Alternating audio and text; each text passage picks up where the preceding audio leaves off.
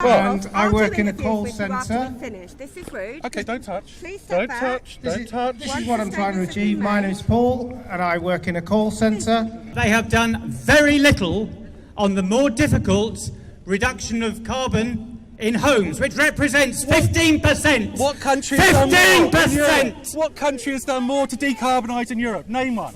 Do you Germany? see No. people like this getting up in our faces and telling us shit? They What want me to country go has home to my decarbonised children. more? What country's decarbonised more in Europe? Go on. Do you know what Tell I hear us. from people like you when you go on about? You know what I hear from you? Tanner? Blocking up the Oh, roads, Mum, stopping people going to everyone's work. doing it. You're annoying everybody. You round up the whole country. You counter-achieve your objectives. People are fed up with you blocking up all the roads when they want to go to work, urgent people trying to get to hospital. You are a nuisance. Well, I'm delighted to say that the man who confronted those protesters yesterday joins me in the studio now. Paul Staines is the editor of the political website Guido Fawkes. And you came across these protesters who were not blocking the M25 yesterday, but standing outside the Home Office. They had come into SW1, into Westminster, and were sitting outside the Home Office, which had just gained an injunction to stop them blocking roads. So that's around the corner from my office. I thought I'd pop round because I don't understand what they're protesting against.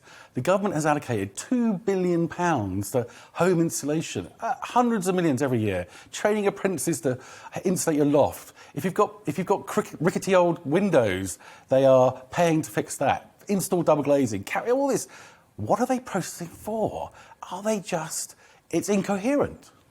And you mentioned there, you challenged them. I noticed they didn't really quite answer you in terms of which country in Europe has done anywhere like as much as the United Kingdom to reduce CO2 emissions. If you look at the statistics and you can choose your time frame, Britain has reduced carbon emissions immensely. I think by something like over 30% in a time frame that is really quite competitive. And we always think of all the European countries as somehow more green than Britain, but actually that's not true.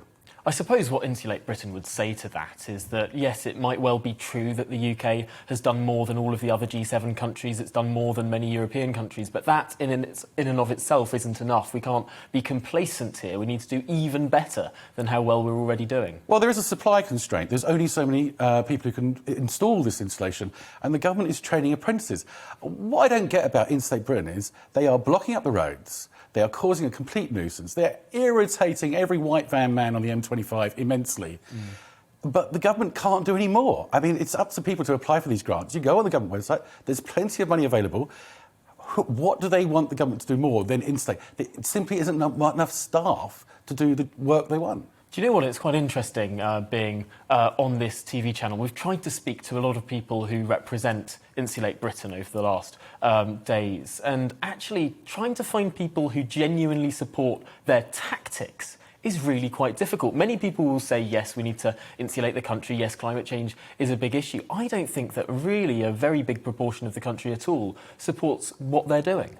No, I think it's completely clear. In fact, when I was at that demo, there was people in the streets sort of jeering the protesters.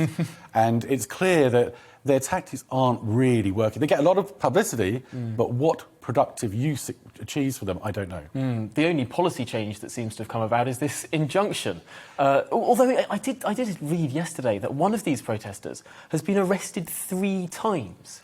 I think there's a problem with a lot of the courts and the magistrates are just giving people a slap on the wrist. But when you consider how much damage it's doing to business and the frustrations of people going about their ordinary work, it does seem, a £50 fine and a slap on the wrist versus someone losing a half day's work isn't really justified. And the case of Extinction Rebellion, of course, they are vandalising, city buildings, and they just aren't being punished enough to recompense for the damage they're doing.